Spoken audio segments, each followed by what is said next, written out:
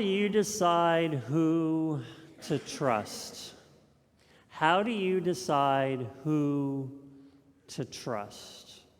I mean, when you meet somebody for the first time, what is it that tells you that this person is someone you can trust?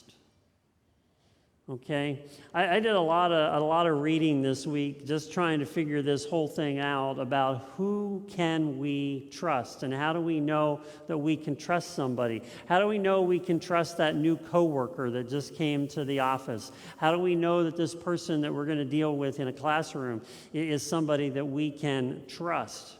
Now, it was fascinating as I kept reading all these articles. Everybody kept saying the same thing. We have these things that we look for in people. You know, people with beady eyes, you don't trust them, right? People that have an upturned curl, you know, on their lips, you know, you're just sort of like, yeah, I'm not sure about that. You know, we have all these little tells that we look for in people, and we're trying to decide, is this somebody I can trust or not? What was fascinating is that as I read all those articles, they all came to the same point at the end. The best thing that you have to determine whether or not this is a person that you can trust is right here. It's your gut. It's just that feeling that you get inside. More times than not, your gut is going to tell you who you can trust. Something for you to think about today. While I was reading all of those things about trust, and specifically trust in relationships, I came across an article from the Gottman Institute. They do research-based study on relationships, and they mentioned in this one article I read that if you want to build trust in everyday relationships, there are 4 things you need to do. Now, this applies to any kind of relationship, but if you want to build trust in everyday relationships, there's 4 things that you can do. And if you're following along in a Bible app, you can find the link to the article in the Bible app this morning. So here's my paraphrase. Number 1, be a person of integrity. Make sure that your words match up with your actions. So when you tell somebody, hey, I'll be there to help you move, show up. Okay? So be a person of integrity. Number 2, communicate. Communicate. Trust grows best, they say in this article, when you communicate your intentions clearly and you don't tell the other person that they have to be a mind reader. Okay? Be a person of integrity. Communicate clearly. Number 3, be accountable when you make a mistake. Trust grows when we are accountable for our failings and take the necessary steps to not repeat it again. I just want to say that I appreciate that my wife still loves me even though I still throw my clothes on the floor. Or leave a pan on the stove because I didn't wash the pan that I used. Okay. That's my mistake. I should have put it away, I know. But thankfully, my wife still loves me, and I think she still trusts me, even though I still do those little things. Y'all can relate to me, I'm sure. Anyway, the 4th thing, be truthful. Be truthful. And it's not being truthful with the big things. It's being truthful with the little things. So, you know, we sometimes say, oh, it's just a little white lie. No. Because you see, if you lie in the little things, no one will trust you when it comes to the big things. So be truthful. So what are the 4 words? Integrity, communication, accountability, and truthfulness.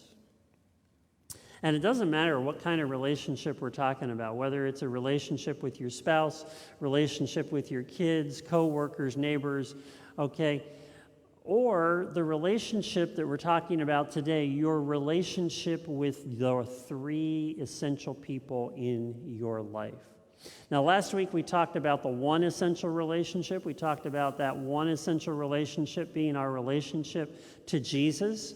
and how important it is that we prioritize our relationship with Jesus over all of the other relationships in our lives, that we put priority on that relationship, because all of those other relationship rises and falls based upon how we prioritize the time for Jesus in the daily rhythm of our everyday life. And if you missed last week's message, go back to our YouTube channel and pick it up there. I think you will find a lot of great wisdom in that from Scripture as to how we prioritize. As I said last week, and I think this is something that goes through all these relationships, you have time for what you choose to have time for. You have time for what you choose to have time for. So there's no excuse if we don't put time in on our one essential relationship, and there's no excuse for not putting the time that's necessary for our three essential relationships with other people. And so what we're going to learn today is that just as Jesus prioritized that one essential relationship, Jesus also modeled the importance of having a relationship with three other people. Now, you may be asking this morning, so who are those three people? Well, what we're going to do this morning is we're going to take a look at Jesus' example, and we're going to discover who those three people are, and you can figure out who those three people are in your life. So, we're going to begin in the Gospel of Mark, Mark chapter 5, verse 37. Jesus has been called to go to the home of a little girl who is sick, and they've called for him, and he is making his way across town to go to this little girl's home. On the way, he gets into this crowd, and somebody gets healed, and as a result of that, Jesus stops. He heals this person, and then word comes from the home where he was going that the little girl has died. And Jesus says to the crowd, or the people say to Jesus, "Oh, don't bother with that anymore." But Jesus says, "No." He says, "I'm going, and you don't need to be afraid, just to believe." And then Jesus shows up, and this is where we pick up in Mark chapter 5, verse 37. It says, Jesus did not let anyone follow him except Peter, James, and John, the brother of James. Jesus took these three and brought them into the room where this girl who was now dead was lying, and he began to pray for her, and she came back to life. Now, what's interesting in all of these experiences that Jesus has where he singles out Peter, James, and John is that we don't know why he kept choosing these three people, but we know that he did. He was intentional about it. Now, it may have simply been that they were the first disciples that Jesus called. Maybe he had a special place in his heart for them. It could be that he knew the role that they would play eventually in the future church. And it could be that he knew that he was going to need the three of them later on in his life. But whatever the reason, they were beside Jesus when he went in and raised that little girl back to life. Now, the three were also there when we move ahead just a few chapters to chapter number 9.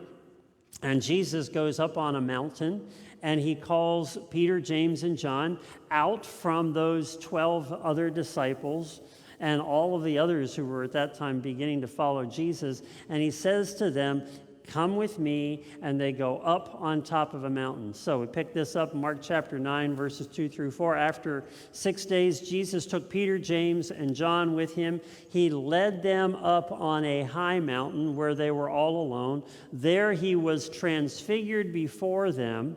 His clothes became dazzling white, whiter than anyone in the world could bleach them. And there appeared before them Elijah and Moses, who were talking with Jesus. Now, I can't even begin to explain to you what this kind of experience was, what it was that happened there with Jesus being able to meet with Moses and Elijah.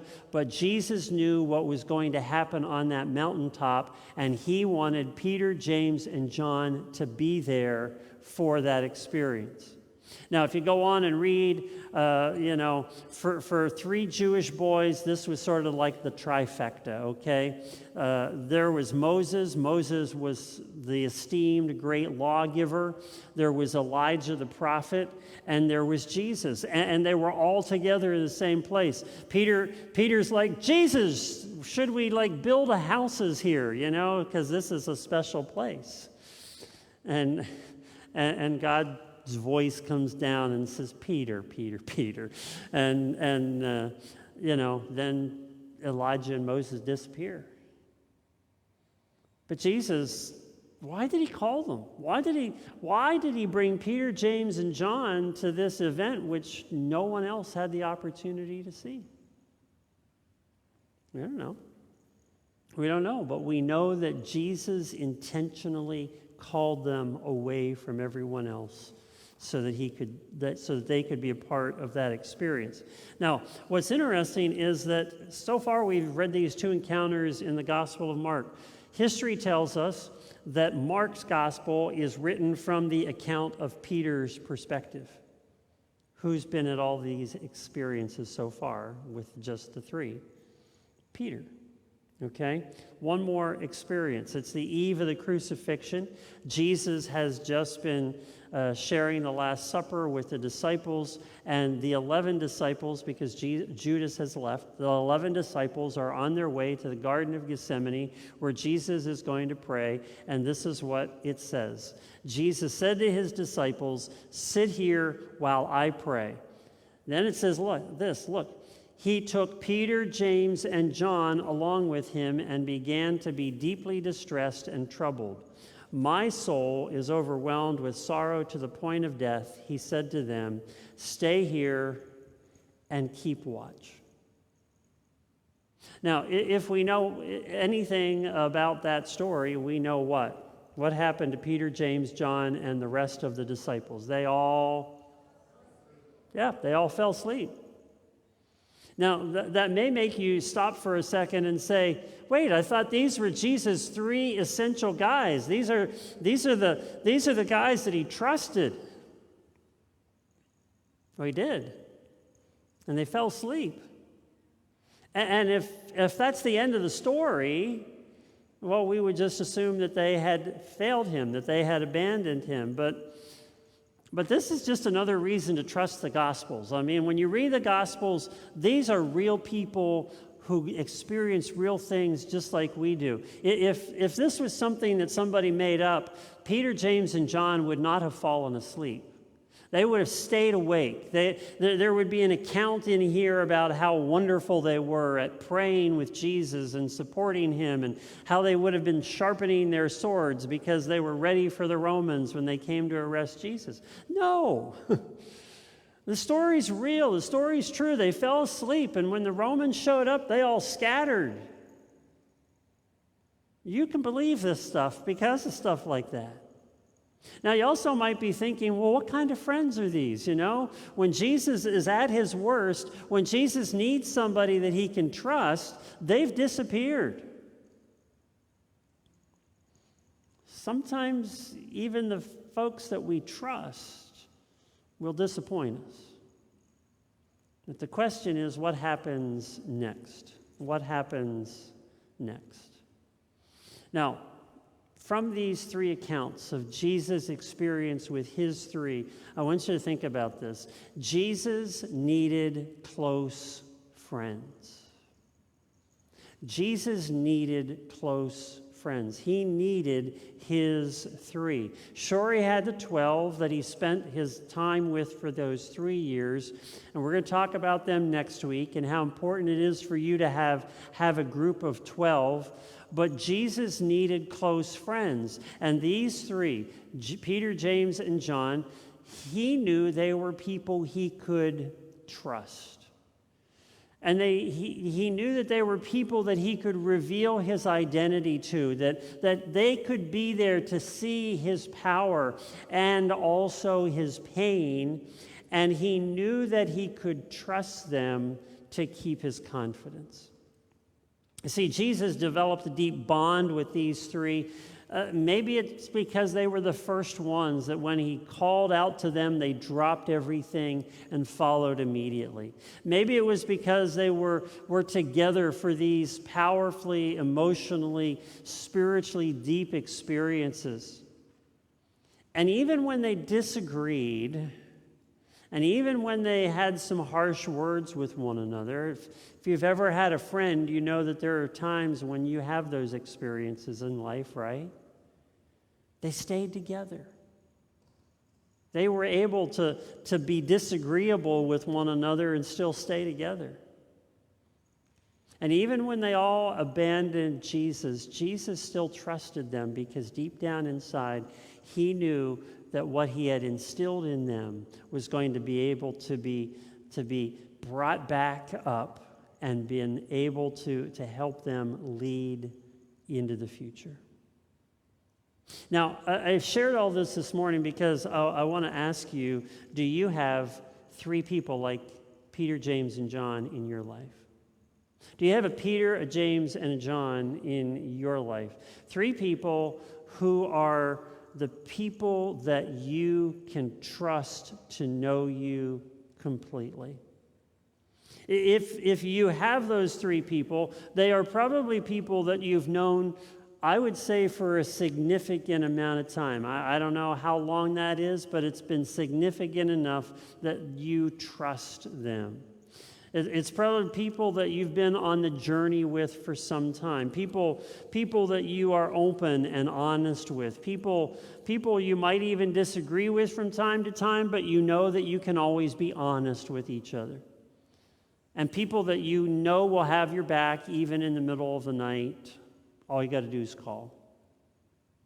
And people that will help you to row the boat, even if it's in the opposite direction of the flow of the river. They will row with you no matter how hard it gets. Who are your three? Who are those three people you trust? Now, I'll just be honest today. I struggle with this. It's a natural pastoral thing. Pastors struggle to have deep relationships and trust people. I don't know what it is. So I just want to be honest with you this morning. I'm struggling in my life to have those three people, okay? And it's hard. It's hard on me. And I know that I need to find those three people. I need those three people in my life because I need people that I can be open and honest with, people that can know who I am, people that I know I can trust, and that they know they can trust me. So I'm not preaching this sermon to you because I figured it out. I'm preaching it to myself because I need to figure it out too. Now, if you're fortunate enough that you know that you have those three, that close-knit company that's around you, you are blessed. It's because you've been able to develop trust in one another because you've done the four things that I mentioned at the beginning. You have integrity. You know that you will always be there for the other person, that what you say you will do. That you communicate clearly to one another. There's no guessing about what you're thinking. You communicate that clearly. You're accountable for your mistakes because we all make mistakes, right? But you own up to them. And you're truthful. Even at times when the truth might not be what you or the other person wants to hear, but they need to hear it.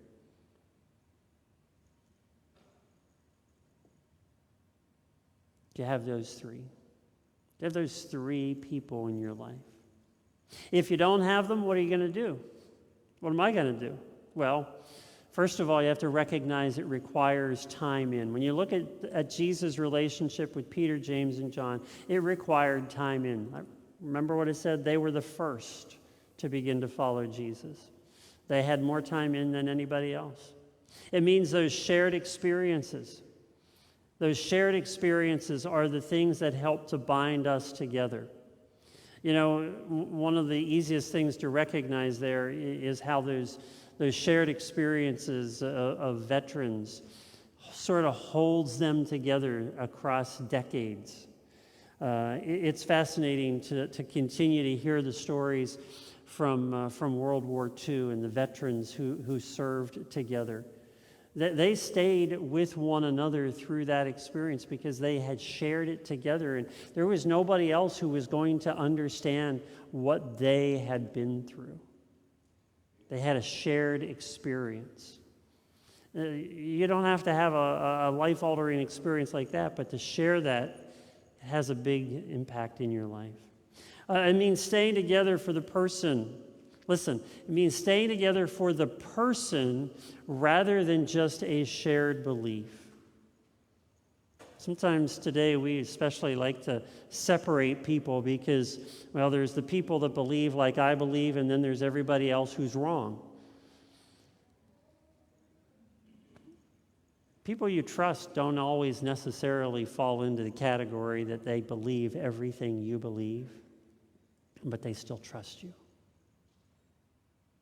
because they know who you are as a person as opposed to what it is that you necessarily believe. And if we're going to develop those three people, we need to have integrity and clear communication and accountability and truthfulness. And if there's anything that we are learning in our culture today, it is that we need people with whom we can be truthful. We need people for an essential relationship where we can navigate the daily rhythms of life with people that we can trust. And as disciples of Jesus, having your three is essential. These people who are going to know you, know the real you, people who are going to see you at your best and at your worst, people who you can trust to keep confidences. These should be the people who are the disciples of Jesus that are surrounding you and helping you as you live out your path of discipleship. Now, let's be honest about one thing in wrapping this up today, and that is this. I can program all sorts of things to help you in your one essential relationship with Jesus. I can throw resources at you. I can give you exercises. I can help you figure out how to have that one essential relationship. I can help to program things for you to begin to develop a group of 12 people that are all working together on the same goal. I can even help you, as we're going to learn in 2 weeks, about finding your 120 and the movement that you are a part of. But when it comes to your three, there isn't a program. There's nothing that I can do short of sharing with you what I've shared with you today. You have to put in the time. You have to do the work. And I want to challenge you to do that, to take the time to experience the trial and the error that comes with trying to find those three people. Because I believe we, as disciples of Jesus, need those three people in our lives today more than ever if we're going to persevere through the rhythms of daily life. Would you join me in a word of prayer?